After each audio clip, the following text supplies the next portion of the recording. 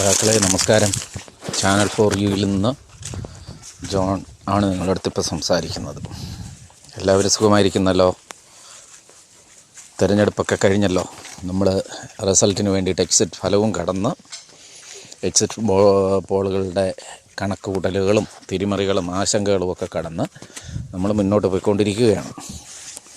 നാളെ ഒരു ദിവസം കൂടെ കഴിഞ്ഞ് 10 മണിയോടുകൂടെ തന്നെ കേരളത്തിൻ്റെ മനസ്സ് എവിടെ നിൽക്കുന്നു എന്ന് നമുക്ക് മനസ്സിലാക്കാൻ സാധിക്കും. പക്ഷേ ഈ സമയത്ത് നമ്മൾ ഓർക്കേണ്ട ചില കാര്യങ്ങളുണ്ട്. ഇടതുപക്ഷം തുടർന്നിരുന്നുവെങ്കിൽ കേരളത്തിൽ ഇത്രയും കഴിഞ്ഞ 10 വർഷത്തെ പോലെ വർഗീയവാദികളോ വർഗീയ കോമരങ്ങൾ ഉറഞ്ഞു തുള്ളുന്ന കലാപങ്ങളോ ഒന്നുമില്ലാത്ത ശാന്തസുന്ദരമായ ഒരു അന്തരീക്ഷത്തിൽ വരുന്ന ഒരു 5 കൊല്ലം കൂടെ നമുക്ക് ജീവിക്കാമായിരുന്നു. മറിച്ച് ഉത്തരേന്ത്യൻ സംസ്ഥാനങ്ങളിൽ തന്നെ ഇപ്പോൾ നടന്നു വരുന്നത് പോലെ ഓരോ പ്രവർത്തനങ്ങൾ ഇവിടെ നടത്തിക്കൊണ്ട് നമ്മളിനി നേരിടാൻ പോകുന്നത് എന്തൊക്കെയാണ് എന്നുള്ളത് നമുക്ക് ഇപ്പം തന്നെ തിരിച്ചറിയാൻ സാധിക്കും.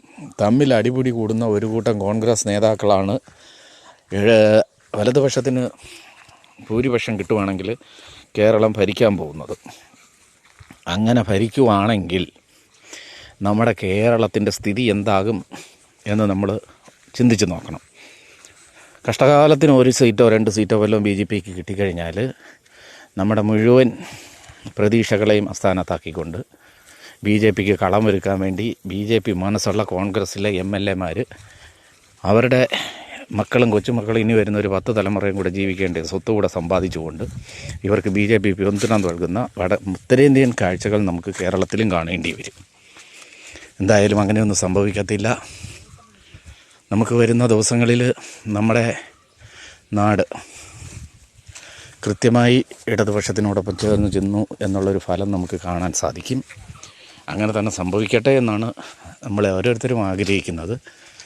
ക്ഷേമ പെൻഷൻ, പിന്നെ ക്ഷേമ പ്രവർത്തനങ്ങൾ, നല്ല വിദ്യാഭ്യാസം, നല്ല ആരോഗ്യ മേഖല, ഉന്നത നിലവാരമുള്ള ജീവിത അന്തരീക്ഷം, അഭിമാനത്തോടുകൂടെ മലയാളി എന്ന് ലോകത്തിൻ്റെ മുമ്പിൽ നമുക്ക് നിന്ന് പറയാൻ പറ്റുന്ന തരത്തിലുള്ള ഒരു അന്തരീക്ഷം കഴിഞ്ഞ 10 വർഷം കൊണ്ട് ഇടതുപക്ഷ സർക്കാർ നമുക്കിവിടെ നേടിത്തന്നു.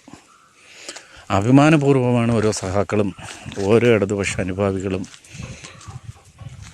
നമ്മൾ ഓരോ വോട്ടർമാരുടെ അടുത്തോട്ടും കടന്നു ചെന്നത്. നമുക്ക് തീർച്ചയായിട്ടും അറിയാം, നമുക്ക് തെറ്റുപറ്റത്തില്ല, ജനങ്ങൾക്ക് തെറ്റുപറ്റത്തില്ല. നമ്മൾ ചെയ്തത് ഔദാര്യമല്ല, നമ്മൾ കൃത്യമായിട്ട് ചെയ്യേണ്ട കാര്യങ്ങൾ തന്നെയാണ് ചെയ്തത്. അത് ഇനിയും തുടരുക തന്നെ ചെയ്യും. അങ്ങനെ തുടരണമെങ്കിൽ ജനങ്ങളുടെ സപ്പോർട്ടും അധികാര കേന്ദ്രങ്ങളിൽ നിന്ന് വർഗീയ തമ്മിലടി ഫാസിസ്റ്റ് ശക്തികൾ മാറി നിൽക്കേണ്ടതുണ്ട്. അവരെ അർഹിക്കുന്ന പുച്ഛത്തോടുകൂടെ തന്നെ നമ്മുടെ നമ്മുടെ നാട്ടിലെ പൗരന്മാർ, വിദ്യാസമ്പന്നരായ മതേതരത്വ ബോധമുള്ള ജനാധിപത്യ ബോധമുള്ള മലയാളികൾ ഈ ത്രയങ്ങളെ അകറ്റി നിർത്തുമെന്നുള്ള വിശ്വാസത്തോടെ ഒരു ദിവസം കൂടെ നമുക്ക് കാത്തിരിക്കാം. ജനവിധി എന്തായാലും നമുക്കത് മാനിച്ചേ പറ്റൂ. ആ ജനവിധിക്കായിട്ട് കാത്തിരിക്കാം. ലാൽ സലാം സഹാക്കളെ.